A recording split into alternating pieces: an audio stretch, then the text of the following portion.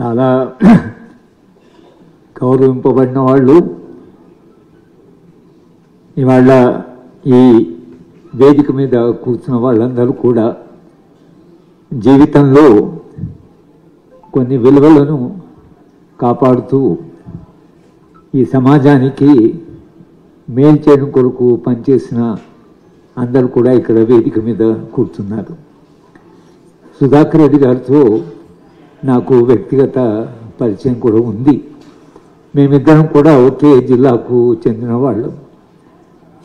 ఆయన కలిసినప్పుడల్లా ఒక అయస్కాంత ఆకర్షణ ఉంది అన్నట్టుగా అనిపిస్తుంది. చాలా సౌమ్యంగా, చాలా ప్రేమగా, చాలా స్నేహంగా మాట్లాడిన అనుభవాలు ఏవైతున్నాయో ఆ అనుభవాలు నా జ్ఞాపకలో భాగంగా ఉన్నాయి. ఒక రెండు సంఘటనలు చెప్తాను, అంటే వ్యక్తిగతమైన సంఘటన. ఒకటి, ఢిల్లీలో ఎక్స్ట్రా డిపార్ట్మెంటల్ స్టాఫ్ అని పోస్టల్ డిపార్ట్మెంట్లో ఒక 3 లక్షల మంది ఈ దేశంలో 300-400, 500-600 పనిచేస్తున్నారు. ప్రతి గ్రామంలో ఆ 3 లక్షల మంది కాకుండా ఢిల్లీలో ఒక 10-20 వేల మంది కలిసి ఒక సంఘం పెట్టుకున్నారు. ఆ సంఘానికి నన్ను కూడా గౌరవ అధ్యక్షుడు ఉందామన్నారు. అప్పుడు పార్లమెంట్ నడుస్తున్నది. ఈ ఎక్స్ట్రా డిపార్ట్మెంటల్ స్టాఫ్ సమస్య సుధాకర్ రెడ్డి గారికి చెప్తే పార్లమెంట్ ఎలా నడుస్తుంది కాబట్టి 0 అవర్లో నేను ఈ సమస్యను తప్పకుండా అక్కడ తీసుకుంటాను అని చెప్పడం. అలాగే అర్జున్ సేన్ గుప్తా అని రాజ్యసభలో నాకు కాస్త పరిచయం ఉన్న వ్యక్తిగా ఆయనకు చెప్తే ఆయన రాజ్యసభలో ఇద్దరు ఆ సమస్య రీచ్ చేసిన తర్వాత మేము ప్రధానమంత్రిని కలిసే సందర్భంలో ప్రధానమంత్రి గారు కలలేదు, కానీ ఆయన దగ్గరే పనిచేస్తున్న మినిస్టరు వాళ్ళ ఇంటికి పిలిచి మాట్లాడాడు. సుధాకర్ రెడ్డి గారు దాని మీద మాట్లాడిన ప్రభావం వలన ఈ ఎంప్లాయీస్కి అందరికీ కొన్ని వెసులుబాట్లు, వాళ్ళు కొంత మెరుగైన జీవితము, సైకిల్ ఇచ్చారు, కొంత డబ్బులు పెంచారు. దేశవ్యాప్తంగా 3 లక్షల మంది దాని చేత తప్పకుండా కొంత ప్రయోజనం పొందారు. అలాగే ఒకసారి సిపిఐ పార్టీ వాళ్ళు లెక్చర్ ఇవ్వమని ఇక్కడ పిలిస్తే ఆయనకు ఆరోగ్యం బాగాలేదు. ఆయన వస్తాడని కూడా అనుకోలేదు, కానీ ఆయన వచ్చాడు. వస్తే ఆరోగ్యం బాగలేకుండా వచ్చారంటే మీ ఉపన్యాసం వినడానికి వచ్చానన్నాడు. అంటే నాకైతే చాలా గౌరవంగా అనిపించాయి. ఆరోగ్యం బాగాని సుధాకర్ రెడ్డి గారు దేశ స్థాయిలో ఒక ఇంపార్టెంట్, ఒక ప్రధానమైన కమ్యూనిస్ట్ పార్టీకి అంత బాధ్యులైన వాళ్ళు రావడం అనేది అవుతుందో నాకు చాలా గౌరవంగా ఉంది. రాఘవ్ గారు చెప్పినట్టుగా ఇవాళ ప్రపంచము ఎటువంటి ప్రపంచంలో జీవిస్తున్నాం అంటే మొత్తంగా సామ్రాజ్యవాదం కానీ ఒక యుద్ధ వాతావరణంలో మనం జీవిస్తున్నాం. ఎక్కడ చూసినా యుద్ధాలే. మానవ హననము అది మనము ఊహించలేని స్థితిలో. అంటే మనిషి ఇంత క్రూరంగా ఉంటాడా? మానవ ప్రవృత్తి ఇంత దుర్మార్గంగా ఉంటుందా?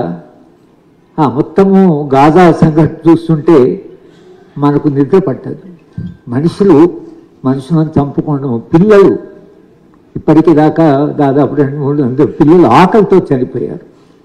ఇది ప్రపంచ వ్యాప్తంగా వస్తున్న మార్పు. కింద మానవ సంబంధాలు రోజు మీరు పత్రికలు చదువుతున్నారు. మనిషి ఎంత విచ్ఛిన్నమైపోయాడు, మానవ సంబంధాలు ఎంత విధ్వంసమైపోయాయి. మనిషిని ప్రేమించుకొని మనుషులంతా కలిసి జీవించాలి అనేటువంటి ఒక మానవీయ ప్రకృతి, మానవీయ ప్రవృత్తి ఏమైంది, మనిషి ఏమయ్యాడు అంటే మొత్తంగా మనం ఇప్పుడు జీవిస్తున్నటువంటి సమాజం ఏదైతుందో ఈ సమాజం, ఇలాంటి సమాజాన్ని మనిషి నిర్మించుకుంటాడని మనం అనుకోలేదు. మార్క్సిస్టు భావజాలంలో ఒక నూతన సమాజము, ఒక నూతన మానవుడు. అంటే మాక్సిమ్ గోర్కీ రాసిన మదర్ నవలలో మాక్సిమ్ గోర్కీ చాలా ప్రాఫిటిక్గా చెప్పాడు.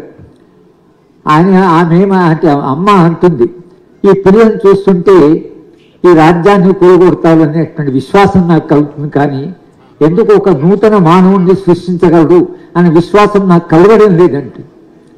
ఇవాళ మొత్తంగా కమ్యూనిస్టు పార్టీలు కానీ మార్క్సిస్టు పార్టీలు కానీ లేదా మానవీయమైనటువంటి భావజాలం ఉన్న వాళ్ళందరూ కూడా ఒక మానవీయ ప్రపంచాన్ని సృష్టించడం మీద ఇలాంటి ఒక నూతన సమాజం, ఒక నూతన మానవుడు, మార్క్స్ ఊహించిన నూతన మానవుడు, మార్క్స్ ఊహించినటువంటి సమాజం, అలాంటి ఒక భావజాలాన్ని విశ్వసించి జీవితకాలం అంతా ఆ విశ్వాసాల కొరకు నిలబడ్డవాడు సుధాకర్ రెడ్డి గారు.